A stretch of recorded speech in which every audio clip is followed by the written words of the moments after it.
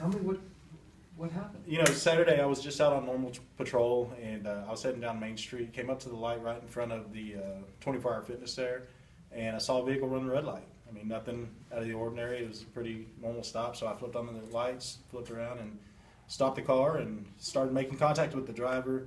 And as I was talking to her, I realized the child in the back seat wasn't properly in the seatbelt. You know, I could see the car seat, I could see the webbing was kind of laying off his shoulders. I mean, just kind of one of those things. As a dad, I saw that and recognized that it wasn't correct. So started addressing that.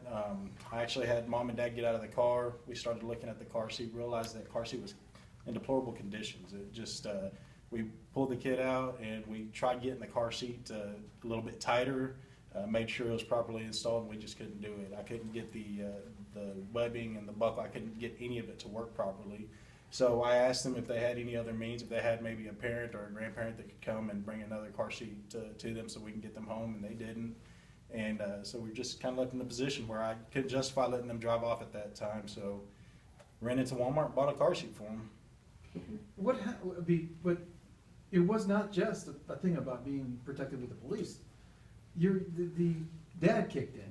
Tell me a little bit about that. You know, I think, like I've talked to people about this. This is nothing anybody else wouldn't do. I mean, I put my daughter in that seat, if I can be honest with you. I got a 16-month at home.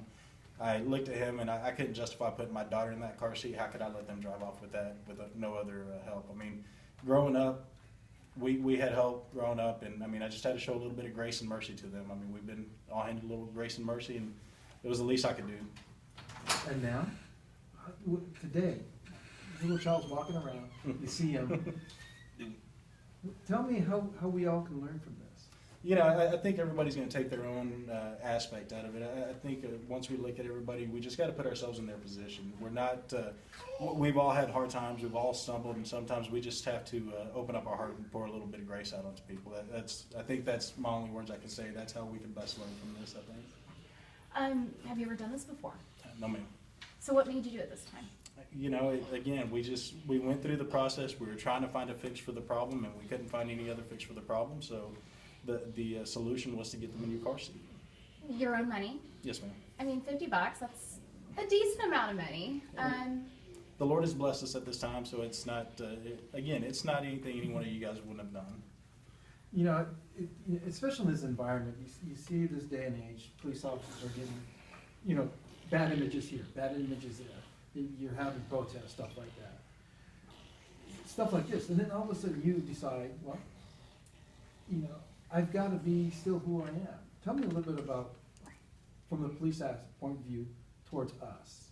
Well, I don't think there's a difference. I think we're all moms, dads, brothers, and sisters. Again, I mean, if you guys were to go home and see a niece or a nephew come home in that car seat, you would look at that and go, man, this isn't safe. There's a problem here. Let's try to fix the problem.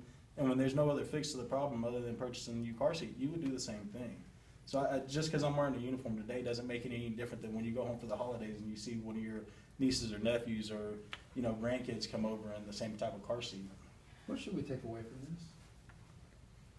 I think that's something that everybody on their own is going to have to take something different away from it. I mean, I see this precious little kid back here making the sounds, and, you know, I just hope that they never have to utilize the safety features of the car seat.